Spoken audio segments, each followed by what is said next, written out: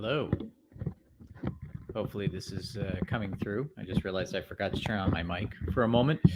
So welcome to a quick live stream, which will last as long as until my wife calls me to help me with dinner. And I may do another one because this was impromptu. And I should probably do one a little later on, maybe in the evening, and see if there's anyone else that wants to come on with me. I sent out some quick messages, but anyway, this is the Escape from Planet Omega 12 live stream, and for some reason I am getting not access to my, there we go. For some reason the mouse wasn't doing the second screen. So Escape from Planet Omega 12. And I don't actually expect anyone to come in live this time. Like I said, very short notice, and I didn't send out any notifications. But tomorrow, I'm launching this Escape from Planet Omega 12. Let's scroll it over like that. That's better. So that's what the page is going to look like. And I've got my video. I've got previews of my animation samples, animated environments. That's a longer form video for people who want more of an in-depth explanation of the pitch. Storyboards. These are a lot of fun. I storyboarded the opening sequence and kind of gave a little presentation, and you can watch that as well. And then artwork. Now, Indiegogo kind of crops off the artwork, but we've got all sorts of crazy creature designs and environments and artwork to preview, some of which is, the behind the scenes. So this is the pitch. So again, you can see it's a little risque. And this is definitely like a boys sci-fi fantasy type story. This is kind of like everything that people at the moment seem to be reticent of in terms of, what you can and can't do in fiction. And I want to just go ahead and do it because I believe that, good stories can be told. We should be free to express whatever crazy ideas we want, no matter how outrageous or sexy they might be. So I decided to just kind of create a story that is a combination of all the things that they say you shouldn't do. And not to say offensive. This is a very good story. So I should read the pitch. Let's see. Where's the pitch on this? Here's the pitch. Tara, the beautiful lone survivor of a doomed space mission, is marooned on a hostile alien planet teeming with bizarre and dangerous life forms, with only the scant contents of her escape pod to sustain her. Aided by her small robot assistant and a gelatinous entity that has absorbed the consciousness of her dead husband, she must learn to survive in a world never meant for humanity and escape before she's found out by a secret enemy who is using killer robots and drones to hunt for her.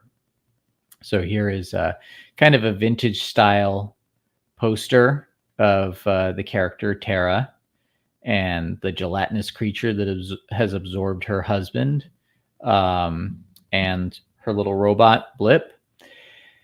And yeah, this is just straight up adventure. But the thing is this isn't just my second feature film.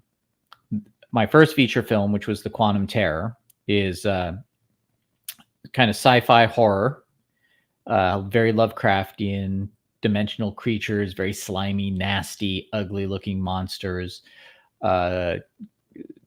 really kind of freaky and mind-bending. This is completely different. This is an animated feature, and it is going to combine, it's going to combine all of my experience as a practical effects artist, a miniature builder, a puppeteer, and an animator. So what it's going to be is it's going to be like the old Fleischer Popeye cartoons where you'd have an animated character they would use miniatures for the backgrounds instead of traditional painted backgrounds. So you'd have parallax as he moved through them, and you had a lit background. A lot of the aliens and robots are going to be puppets. So you're going to have animated characters interacting with puppets in a miniature practical effects environment. And then we're going to tie it all together using visual effects, green screen and particle simulators and stuff from Blender. And we're kind of taking the style of Samurai Jack, that kind of minimalist action style that Genndy Tartakovsky, who also did Symbionic Titan and what else? Dexter's Laboratory. He worked on the Powerpuff Girls with Craig McCracken, and also his latest, which is Primal.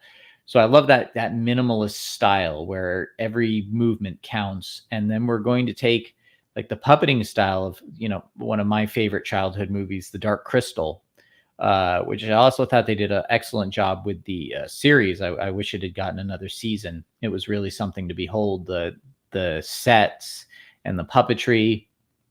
So I'm really excited to kind of do this. Now, it's not like this has never been done before, but it's only really been done before for commercial work. I've never seen it in an animated series.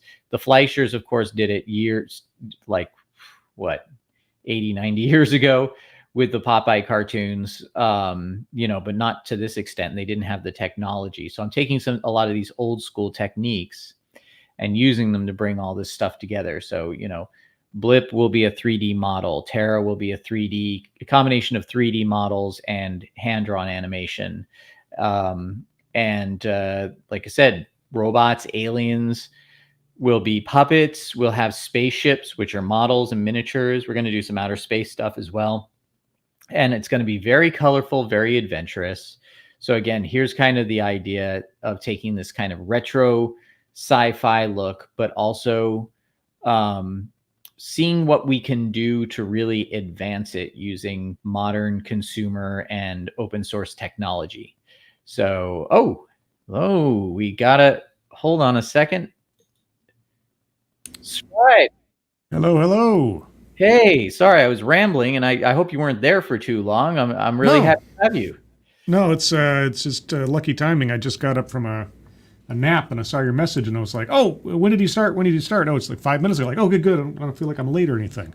I actually, it's one of those things where I was like, I'm just sending this out last second, and I'm not going to be on too long. So I didn't want you to feel obligated to come on, but I'm really glad you did. And it's nice to hear your voice. So thank you. Yeah, well, my voice is probably a little froggy from the nap, but no, thanks for having me on. I'm really looking forward to this project of yours, and I'm excited to help out if I can in any way. Well, thank you. Well, I mean, just having you here, and it's good to have another voice to kind of respond to this stuff. And I've been flying blind on this project a lot. There are people who are responding who say they're very excited and can't wait to see it. And that's really kind of like driven me on, because there's like a ratio. There's like, for every 10 people you send it to, you get like one person who's really excited, one person that's like, yeah, it looks cool, and then that's it. And then everything else is just, you don't know if they even got it. But I am excited about this project. I have been working on this for, I'd say 5 years now, on and off, while working on the Quantum Terror. And I wanted to do something completely different from the Quantum Terror. Not that I still don't want to do Lovecraftian horror. I do.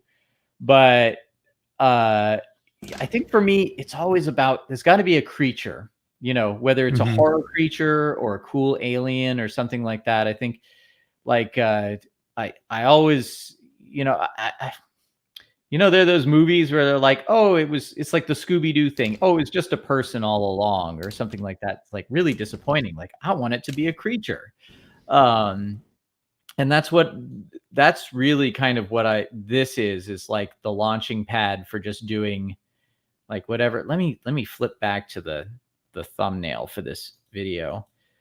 I was just going through all the different things that are on the Indiegogo, the preview art, and I put a bunch of videos there, including. Did I send you the storyboard breakdown that I did? Did you see that? I don't think you did, or if you did, it might be lost somewhere in the flotsam of things. Yeah. Well, I have been so.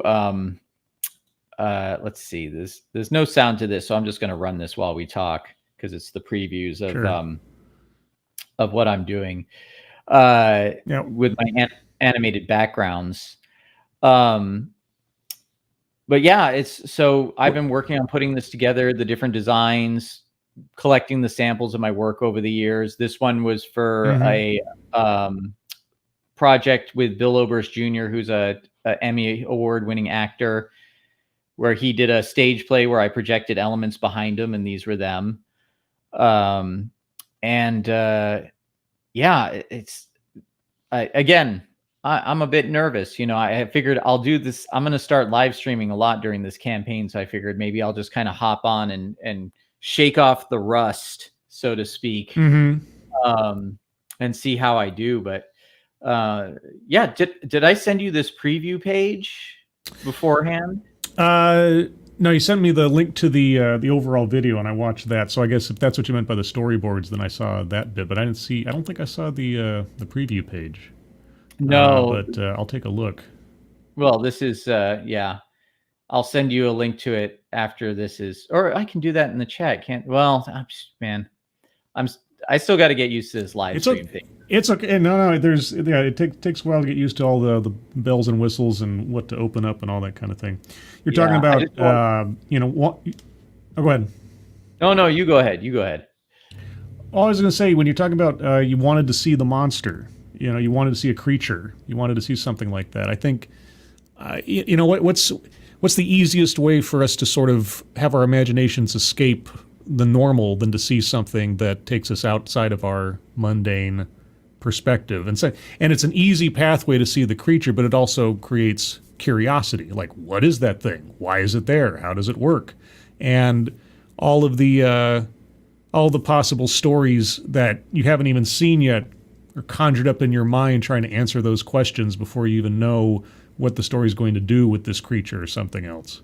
And I think some of the best storytelling comes about when you're trying to answer questions the thing you're watching or the thing that you're reading either hasn't answered yet or never does. I watched a movie, just as an example, I watched a movie yesterday that was terrible horror movie called Night Teeth. It came out last year as this vampire movie. And if you can, I won't go too far into it, but if you can imagine the movie Collateral with Tom Cruise and Jamie Foxx. And if Tom Cruise was a vampire, which isn't that hard to believe since Interview with a Vampire, that's what somebody's going for. But as I watched the movie, and at least from my opinion, I saw these flaws or these questions they didn't answer and everything else, in my mind I start writing, essentially mental fan fiction as to what could have explained that or what would have explained that better. And then if I just taken a minute and started writing that down of my own accord, I'd have a whole new story about a whole new set of characters and a whole new situation. Oh, and it's that kind of like, what? Oh, no, go ahead. Oh, hello. Welcome. Martin. Thanks for coming in. I see Martin all the time over on Pop Culture Minefield. Yeah. Are you there, Martin? Yeah. There he is. Hello. Hello, Christopher. Hey, Scribe. Hello. Hey. So I take it that Gary is finished with his announcement. Did Gary make an announcement? Well, I missed know. something. This This link? No. No. I should have been more specific. Yes, you are looking at yes. Gary has leaks, but I was coming in with some. Greetings, Andrew. So I am tomorrow. And since maybe you don't know about this and you unwittingly stumbled in, but now I have you in my clutches. I am launching tomorrow a crowdfunder for a sci-fi adventure animated feature. It's my second feature film called Escape from Planet Omega 12. And it is a story of a beautiful woman who has been marooned on an alien planet teeming with hostile life, but she's the only human there.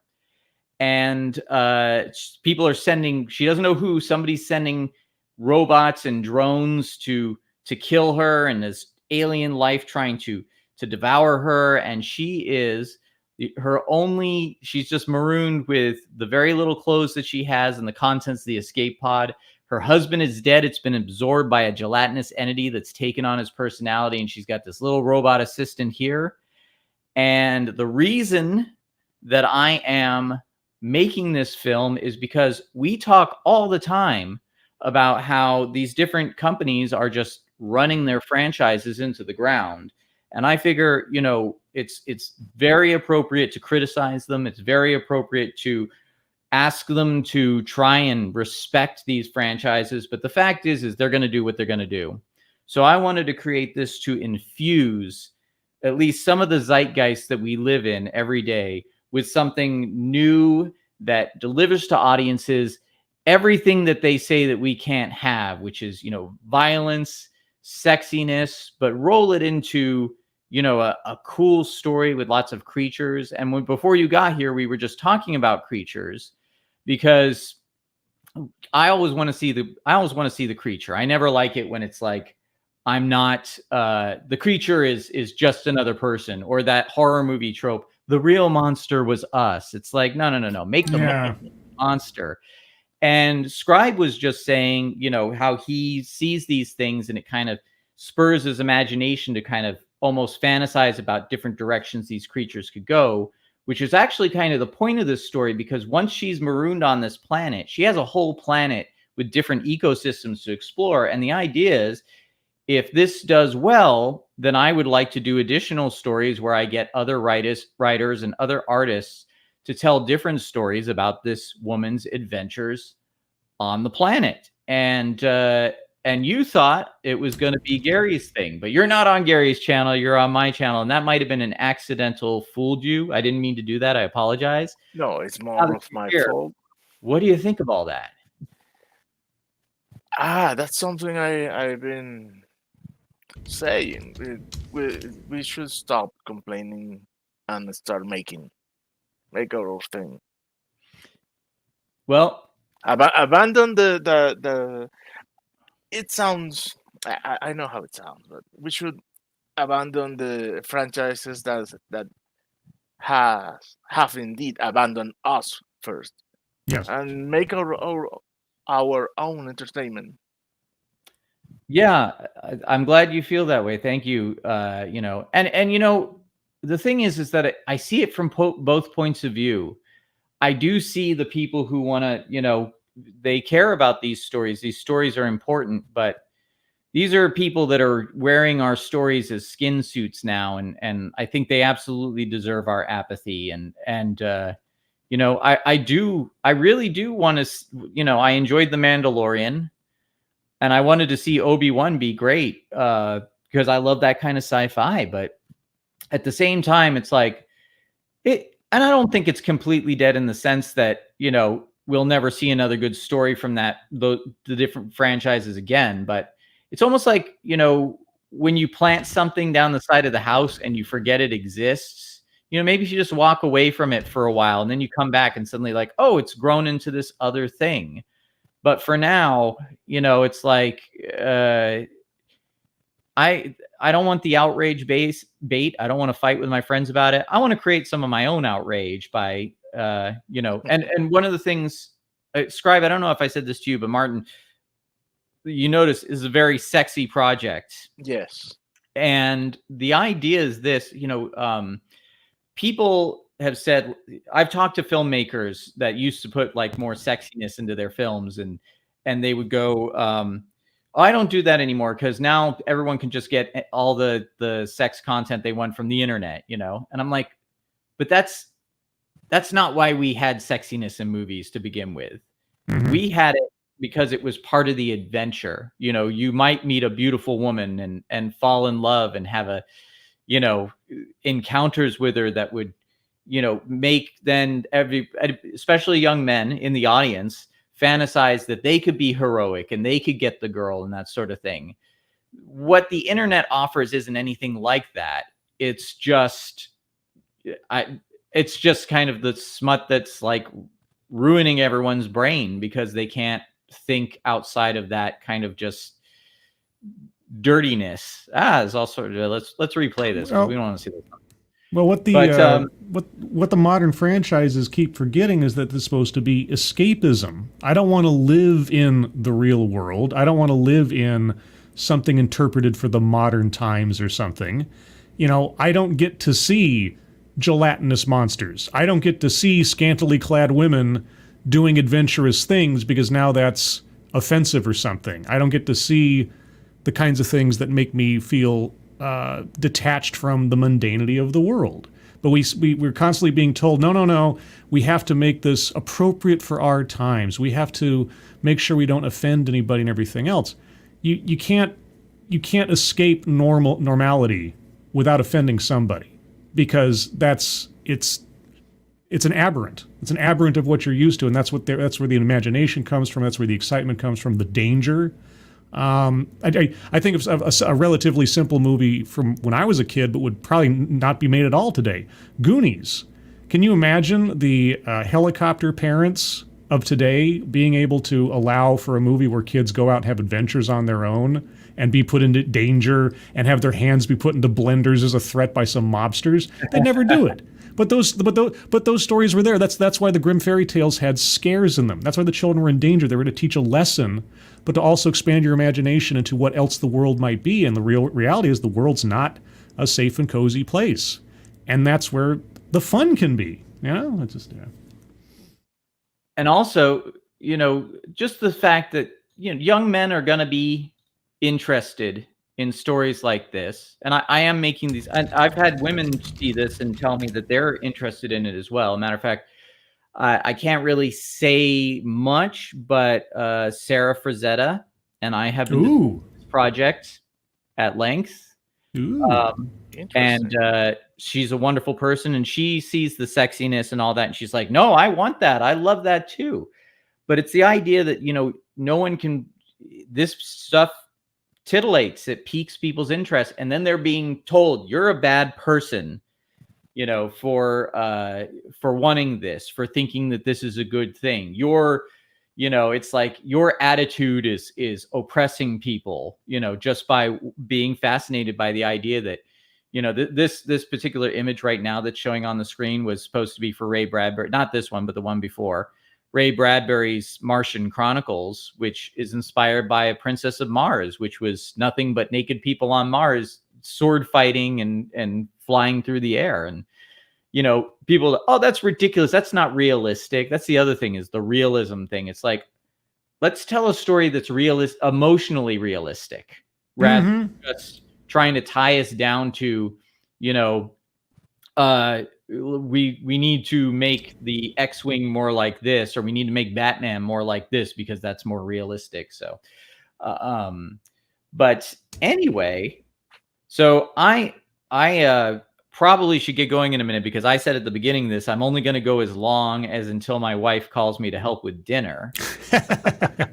But I have to say, both of you, thank you for popping in. And I just want to make sure, I just want to scroll down really quick and see if there's any. Now, this is, oh, wait, am I clicking on the wrong thing? There we go.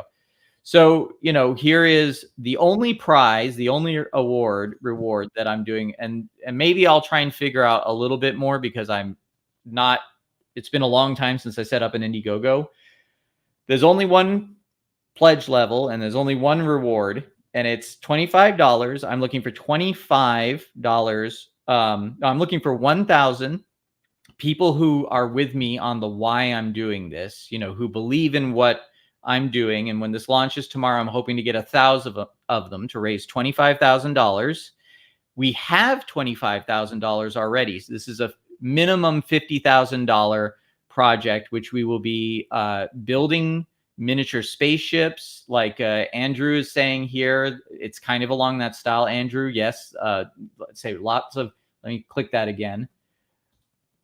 Lots of modern stuff is flashy, but nobody remembers those designs. Exactly, because people were like kit bashing stuff, and sometimes you'd be like, hey, that spaceship is made out of an egg carton or an ice cube tray or something like that, but it would look really cool.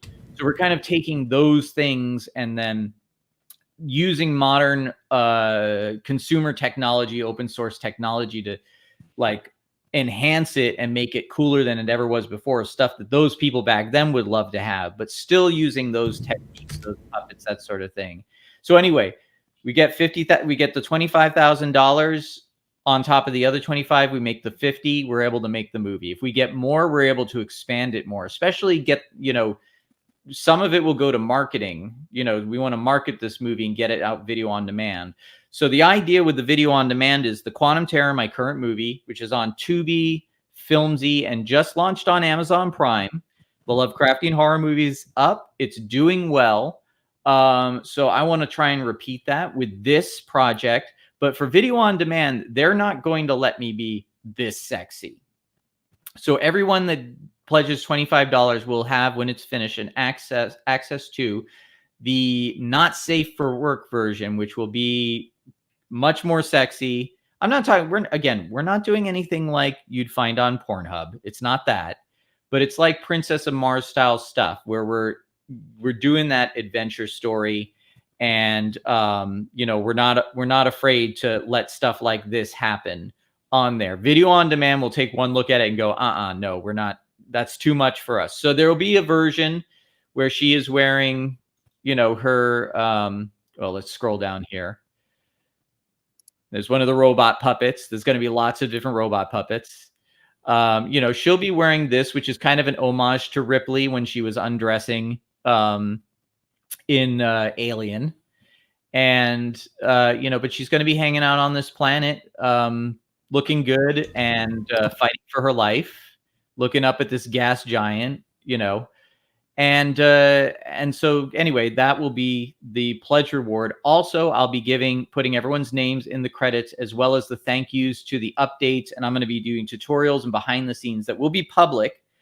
So I want to generate a lot of excitement for this. And I want to bring back that adventurous spirit and say, hey, it's okay to, like this stuff, just like it's okay to like Frank Frazetta and, the Roger Corman 80s movies. Anyway, that's it for now. You guys have helped me a lot, just so, like I said, I can kind of shake the rust off myself for this pitch. So I really appreciate you both for being on. Martin, again, I apologize for I didn't mean to trick you into coming on thinking this was... You didn't trick me. I didn't read well enough. I didn't pay enough attention. But in this case, I am very, very grateful of my own mistake, because I didn't know about that. Yeah, Martin, also, I'm going to be doing more live streams. We're going to be covering different subjects, like different kinds of sci-fi that have inspired different kinds of effects and animation that I love. And we're going to kind of break it up into categories. So we're not all over the place. Like, we might cover one particular cartoon. If there's anything you've ever wanted to talk about in terms of like stuff like this, let me know, and we'll do a live stream and talk about that too, because I think it's not just about this project. It's about the overall spirit of all of it. I want to try and bring that back and infuse it. So, and where you guys, I'm having trouble with the mouse here. This private chat stuff. Yeah, that's. Oh, what's the link? The link to the Indiegogo. I will send that to both of you to look at. It goes live tomorrow. I'm not sure at what time. So I will, let's see. I'll do that after I'm done with the broadcast. I do hear things clanking around in the kitchen extra loud, which might be a subtle hint, hint, nudge, nudge. But awesome, guys. Thank you so much for coming on. I realized this was just like, literally, I just decided to do this, like, and I went, I'll put it on in 5 minutes and I'll just let people know and see who comes on. So, thank you for hopping on like that. And, yeah, let's keep in touch about it. I will, and I'll be all over the place because that's just the kind of head case I am. So if you guys have any ideas how to keep me focused, please do that. I keep looking over here because I see your icons. I should be looking up here, but Yeah, All eyes right. up here. Eyes up here, Chris. My eyes are up here. I just saw a meme of a woman with like eyeball boobs, just going like, "My eyes are down here." I'm like, Yeah. all right. That joke didn't land. All right, so I'm going to end this broadcast. But Scribe, Martin, thank you so much for coming on. I really appreciate you listening to me rant and talk about this project. And let's do it again soon. Sure. Thanks for having me on. Take care, guys. Take care. Bye.